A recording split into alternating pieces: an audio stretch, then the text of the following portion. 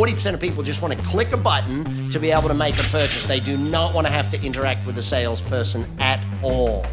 We've got to build better marketing so that people can make decisions on their own. Your social media isn't just about being social anymore. It's also social proof media, where we've seen the market shift to 80% marketing and 20% sales. Now, what do I mean by that?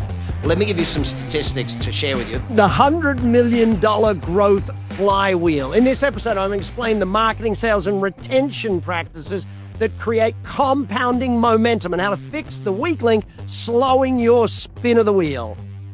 So how does the $100 million growth flywheel work? How do you do the marketing, the sales, the retention so that the flywheel kicks in and your customers keep coming back and the business just keeps growing and growing? It gets faster and faster as you grow. Your customer acquisition doesn't slow down, it speeds up. How does that happen? Let's go through it here today, making sure that your idea of a $100 million business becomes a reality. So let's explain that flywheel, okay? Each turn builds momentum, but the weak links will kill the speed on that thing. So marketing, let's fundamentally understand that. And I'm going to do a lot on marketing over the time that we are together. Marketing is a subject. I literally have a 2-day course I do every year on marketing, and I could probably make it a 5-day course. It's amazing how marketing works out there. I own shares of 2 marketing agencies out there in the world. But the reason I bring this up is because what we're looking at, part 1 of the flywheel, is that marketing momentum, that consistent lead generation out there. Now, how do we get to that consistent lead generation? Well, let's break it down into the 3 layers of lead generation. So top layer is that in top of the funnel, and that's where you get a high volume of leads that are maybe interested, just on the surface of being interested, possibly interested, but they're interested in a subject around that. We're going to get into detail on these, so stick with me. The second layer, the mid funnel, that's where people are interested in the product or service, but they don't know who to buy from, where to buy. They don't know the details of the product or service. They're starting their research and starting to understand. The bottom of that is the bottom of the funnel, where people are ready to buy and they're trying to decide, from whom should I buy?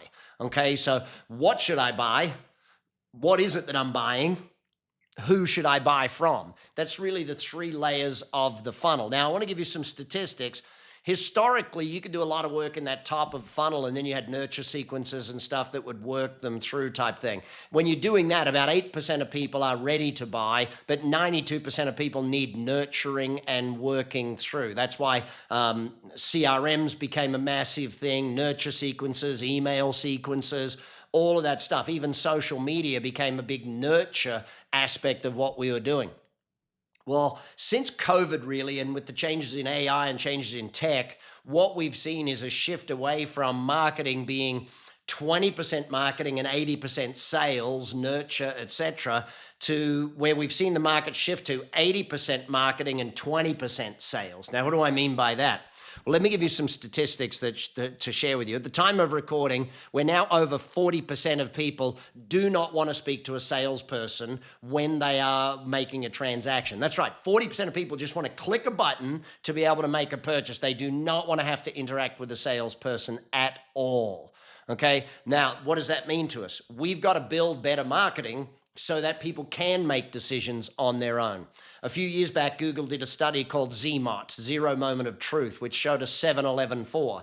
People wanted to do 7 hours of research in 11 different interactions. So they might do some today, some tomorrow. They might email you. They might have a phone call with someone. They might have a WhatsApp chat. They might watch YouTube videos, etc. But they want to do 7 hours of research in 11 different interactions in 4 different places. Now, by places, it could mean a Zoom call. It could mean your YouTube channel. It could mean an actual meeting with you. It could mean coming to your store. It could mean your website. But 4 different places, 11 interactions, 7 hours. Now, I ask most people, well, do you have a 7 hours of material for someone to study about your business? Whether it's reading ebooks, reading articles, blog posts, watching videos, is there 7 hours of study someone can do to make a decision around it? It's like if I go back to when I was a kid buying a car, you went to all the dealerships and made your choice. Today, you go online, you go to all of the different things, you use GPT probably or a prompt of AI somehow, and you ask it to narrow down the choices, and then you get to those choices, you go on the website, build the car, and you almost hit the order button right there and then. I'm pretty sure if they had credit card facilities, you would be able to order the car right there and then. I remember that's how I bought my Tesla. My Lamborghini, I built it online and sent it in the order, and they called me and said, yeah, hey, you want to add this, I think, and you probably don't need that here in Las Vegas. So brilliant. So if you start thinking about that, and then we go to two more statistics. One is most people want to be between 60 and 80% of the way through the sales process before talking to a salesperson. In other words, they want to have done their own research, backing up Google's ZMOT study. And then finally, we see a study coming out of, I think it was Cambridge University, that says 1 hour of face-to-face is worth 5 hours of Zoom time. And I'm like, hang on, why is that the case? And then you start thinking about it, what it's doing. Trust with AI seems to be going down because is it an AI? And that's why our AI policy says that if you've got an AI machine making a phone call, you need to tell people, hey, I'm AI Brad. I'm here to help. And I know that you may not like AIs, but I can get these 3 things done now so that we can move on and move faster type thing, but understanding that marketing has to do the heavy lifting today. Almost 70, 80% of the work should be marketing. And that final tipping over is where sales will kick in. And we'll go into a lot more detail on that, or come join my 2-day digital marketing program. If you scale into 10 million, I do 5 2-day courses a year. They're all run virtually, so you don't have to travel.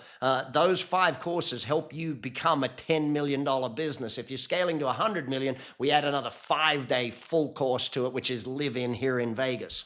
So marketing, consistency out there. You've got to have thought leadership. You've got to be brand building. Brand is sort of that bottom of funnel. When someone is trying to decide who to buy from, they go and look at branding. That's why your social media isn't just about being social anymore. It's also social proof media. If I want to buy from you, I'm going to look you up on LinkedIn or Face or Insta or TikTok or somewhere and see if you are who you say you are. I'm going to do that research about your company or about you personally. Social media is also social marketing today. Yes, the media side of your company has to produce emotional, educational, and entertaining content, but you've also got to do some marketing in that content. At least about 1 in 5 should be marketing. Tell the world what you actually sell. Don't just entertain me. Share with me what it is you sell as well, so that I know what I'm buying when I come to you. It's like, whenever I do these podcasts, yes, you're learning a lot from me, but I should also be telling you a little bit about, hey, I do a course once a year where you come for 5 days and we plan your $1 billion business. And yes, it's a $25,000 investment. And do you know what I mean? Like I'm putting it in there, but I'm giving you huge value whilst giving it in there, if that makes sense. Social media is also, if you think about it on the ultimate end of the scale, a great nurturing system. If someone's found you and you keep talking to them and you keep communicating with them, eventually they go, you know what, I am ready for a business coach. I should call Brad or call ActionCOACH or do that sort of thing. So that's what you got to be looking at. Top of funnel, mid funnel, that. Now here's what you've got to be looking at from that perspective. And again, you can use AI to help you do this. My good buddy Marcus Sheridan wrote the book Endless Customers and They Ask You Answer. He's got a 7-area framework that tells you these are the articles you should be writing. I want to see you writing an article a day. Really, I do. And now, if you want to do that using AI, jump on Pressmaster's AI. There'll be a link below here. You can use my link to Pressmaster's. It'll save you a few percentage. And yeah, it's probably an affiliate link. I'll probably get some dollars out of it. But I love Pressmasters. I'm an advocate for them. I use them every single day, and they interview me. Like the actual AI interviews me. There's someone talks to me, interviews me, and takes my words and turns them into an article every day. And hey, presto, I'm writing, because even though I've written 18 books, my English teacher will tell you I'm not the best writer. And anyone on my team will tell you I'm awful at spelling. Not good at spelling. In fact, I'm very creative at spelling. Let's put it that way. So that's what we want to be doing out there. Thought leadership, branding, getting ourselves out there in front of people. The more you post, the better it is type thing. There's no two ways about that. When I interviewed Gary, and if you haven't watched my podcast with Gary V, go back and watch. In fact, there's 2 of them on there. Gary is very clear on how much you should be posting and how much you should be putting out there into the marketplace. Part two is sales. Now, sales again is changing. You still do have to have the ability to nurture people for a salesperson, but the majority of time sales should be handling that last 40 to 20% sort of thing. They've already done the research. They've narrowed it down. They've contacted you. Now, you might have had them raise their hand. Yes, I wrote a book, Raise Your Hand Marketing. What do I mean by raise their hand?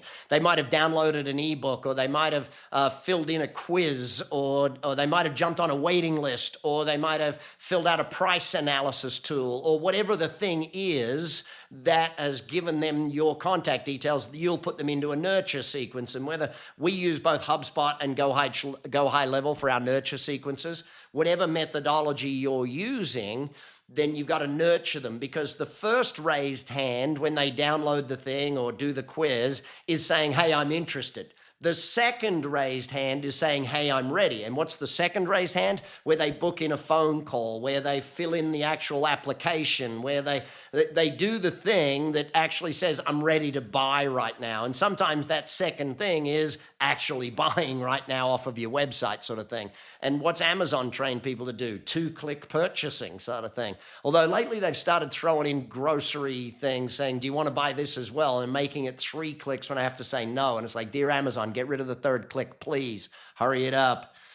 So sales becomes about predictable systems. Ask the questions, do the things, do the analysis, and you've got to build a sales system. I like flow charting sales systems, and from the flow chart, we work out the scripts, we work out the emails needed, we work out the questionnaires needed, all of those flow charts. If you don't know what that is, it takes 12 weeks for us. One of my coaches can coach you through the 12-week installation of our sales system, or can train all of your people and install the sales system at the same time in your company. It takes 12 weeks to do that. And then finally, we get to retention. I love, great little book called Retention Point on this subject, but I love the theory of 100% client retention. I love the idea of never lose a customer type thing. What do you got to do to onboard them properly?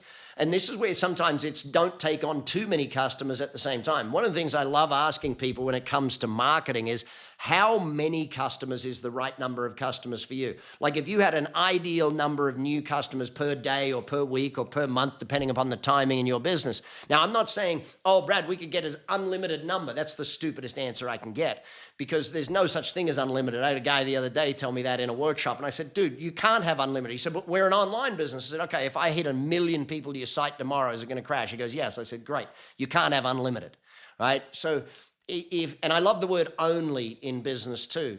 And if you read my good buddy Daniel Priestley's book, Oversubscribed, he'll teach you more about only and that sort of thing. But understanding how it is you can grow a business. And by the way, if you haven't watched my podcast with Daniel, jump back on that episode, make sure you do. When you understand the word only, like if you work it out that you can handle 2 new customers a week, and you can do that every week of the year consistently. You onboard them properly, onboard them professionally so that they stay and they're retained customers. You've mapped out their customer experience type thing. When you've done all of that, fantastic. And then you can use the thing, look, we only accept 2 new customers per week. We get 10 applications a week and we choose 2 people to work with per week. It's like Rolex, Ferrari. You can't just walk in and buy one anymore. You got to get on the list. You got to get, you know what I mean? It's got to be that sort of feeling of building a phenomenal business with that. But that mapping out of the customer experience, especially the first 100 days of what is that customer experience. I find companies do one of 2 things. Either they overwhelm you in the beginning, which, you know, if you're thirsty, a cup of water is good, drowning you is not good type thing. They either overwhelm or they plug you in. If I use like a Netflix example, in Netflix, you don't go and start at season 3, episode 5. You go back to season 1, episode 1. You learn the characters, you learn the plot, you learn the whole thing. In your business, when someone connects with you, they've got to go back to season 1, episode 1. They've got to learn, what do you sell? How do you sell it? What are the things? All that sort of stuff. Remember, your marketing is as much training a customer. Your customer service is an experience is as much training a customer how to do business with you as it is convincing them to do business with you, showing them how to be an A-grade customer. You don't want D-grade customers, people who are annoying to you. You want A-grade, great customers. You got to train them to be A-grade customers. So Take a look at your flywheel. If you need help, jump on actioncoach.com. Our first 2 weeks coaching are free for you. You just got to hit the button, fill in the details, and one of our coaches will get in touch with you and help you become a $100 million entrepreneur. Thanks for joining me on the $100 Million Podcast. If you've got value from today's episode, make sure you've subscribed and share this with all of your friends. Never miss a strategy that could change your business and your life. And remember, the fastest way to scale is to learn from those who've done it. That's what this show is all about. See you on the next episode.